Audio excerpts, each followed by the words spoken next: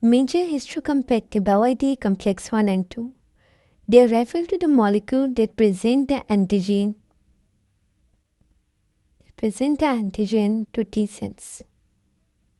There are two types, MHC Class I and MHC Class II. The MHC Class I collect the peptide from cytosol that are endogenous, and the MHC Class II collect the peptide from intracellular vesicles. Cellular vesicles, and these are exogenous. And the MHC Class I is going to collect the antigens of viral antigens, and it is related with bacterial antigens. And secondly, they interact with CD8 and also called cytotoxic T-cells. And MHC Class II are going to interact with CD4, they are also called helper T-cells. By that you have to remember the rule of 8. The rule of the 8 is that you have to multiply MHC Class I and 2 or with the CD4 or CD8, but the answer is equal to 8.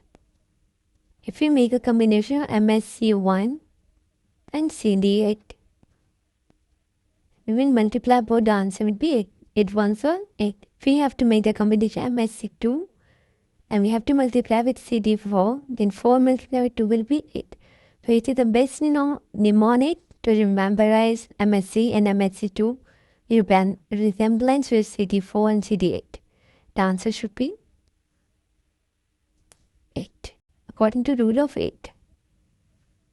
If we talk about MHC Class I, in MHC Class I,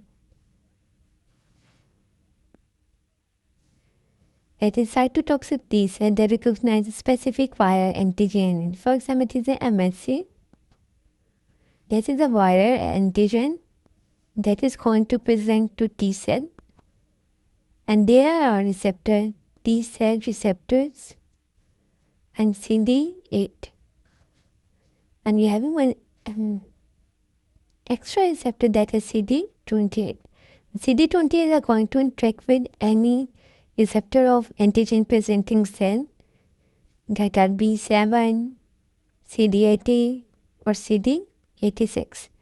But here that CD8 to TCR is going to interact with viral antigen.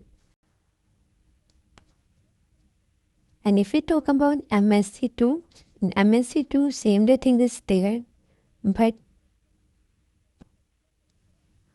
there will be a bacterial antigen instead of viral antigen, and there will be TCR with CD4 that will interact with bacterial antigen that is present on MHC2, and that is T cell.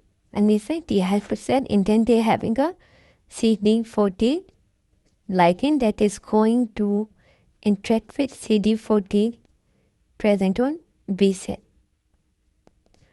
Understand? After that, they will produce a cytokine which is activated by the B cell. There will be cell class switching of immunoglobulin affinity, maturation, and there will be antibody production. And you guys know there is two relations where interactions are there. One in between CD4 and MHC Class II, and CD4 ligand with CD40. Understand? And in this, there is CD28 that is going to interact with B7 and CD18. And second, there is MHC Class I interacting with CD8. Understand?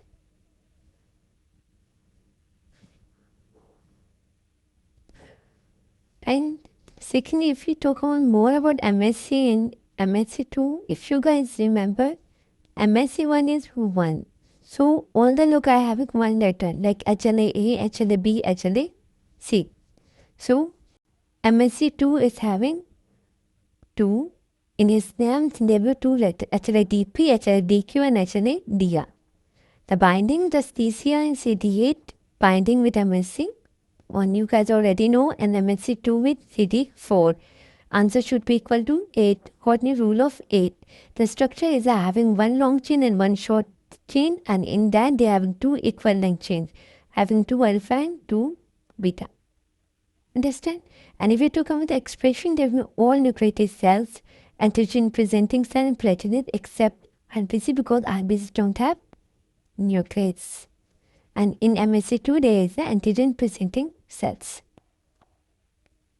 Then if you talk about the function, there is the endogenous antigen. I already told you guys, the viral or cytosolic proteins, and there is a exogenous antigen that bacterial most commonly present to CD4 helper T cell.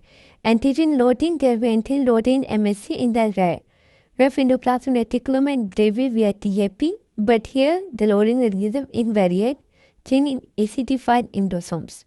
But MHC1, there is no acidified endosome, there is ref endoplasmic reticulum. Associated proteins are beta-2 microglobin, and they are the invariant chains. If you guys focus on these structures that is given below, there is changes having of one long chain, that is alpha, and one small chain, that is beta-2 microglobin, that is associated protein of MHC class I. And thus they having chains of equal length, alpha 2 and beta 2, alpha 1 and beta 1. They are having same length chains.